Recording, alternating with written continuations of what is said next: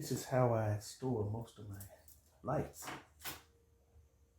After after Christmas, most people would use one of these, and you would wrap your lights around it. Get as many as you can on one of these. You get as many as you can. Sometimes you probably can get 8 strings depending on the size of the bulb. You can get 8 strings on one of these. They come in green, a little wider also. I use those. I do use this a lot.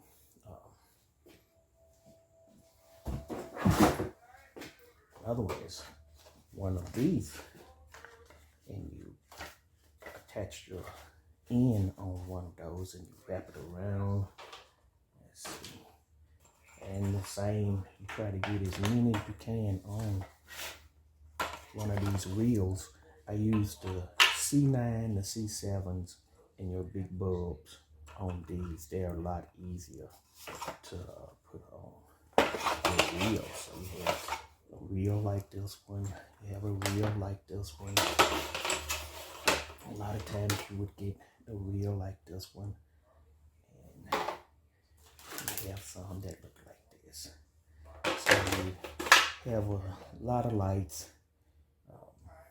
The reel is pretty useful. You can put probably 10 strings of the mini lights on each one of these. 10 strings of those.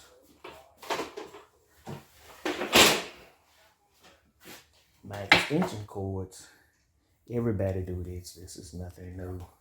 You get your arm length, you work it around, and then you tie the end, and you can store your cords.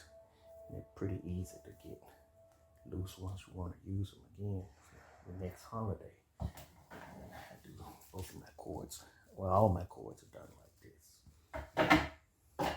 Another method for the mini lights, I use, or I make a ball.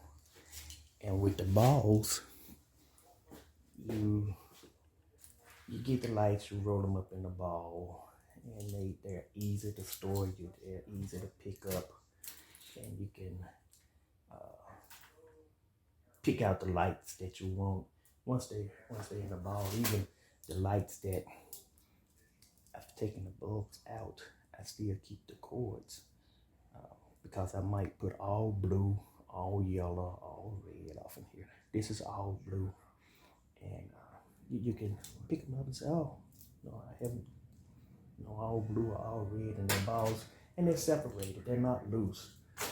My favorite is, I like this long method. Most of my lights, and I'd say most of them, are wrapped up, I want to say like the hot dog style. These are C7s that I use, and it's the same way. And they're easier to store, they're easier to unravel. You can get this end, see both ends are exposed, and you can get the end plugged into one string and just work it around whatever decoration that you have. I like this method. I'm going to show you how I do the ball method. There's one like this, and this is all red. The ball method and the hot dog method. Oh.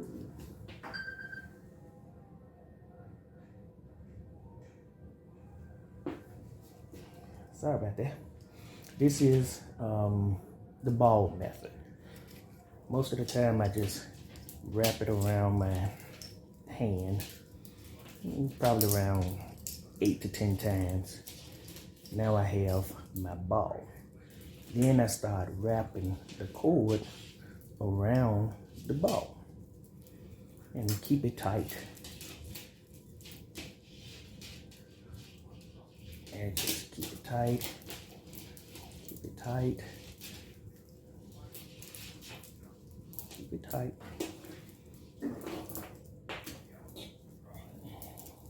And you have your ball. And that's the ball method. I use it sometimes, but not all the time. But that's the ball method that I use. The other method, and this is how I was telling you how it unravel it. You pick it up and just let it fall.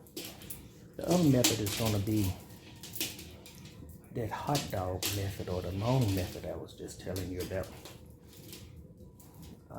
It's real similar. Both of them are similar to the how you do it. Okay, where's my end? That the long method, you start off probably around 8 to 10 inches, depending on the string of the light, and you just work it till you have a couple of loops. Now once you get the loops, that's your hot dog right there. You start wrapping the lights around your loop, and then you work the other end around the loop. Now you have all your lights, and you just work them in, or continue to wrap them around the center part. They're a lot easier to work with, a lot easier to store also.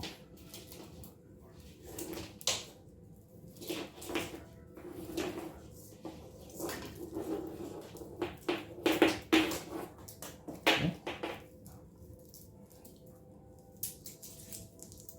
And there you have that long method, or the hot dog method that I like to use, the hot dog method.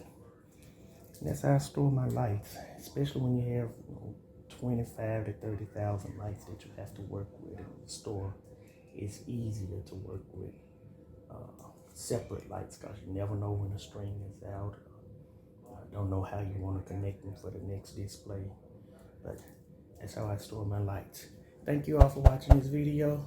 Like and subscribe, and see what I put up next.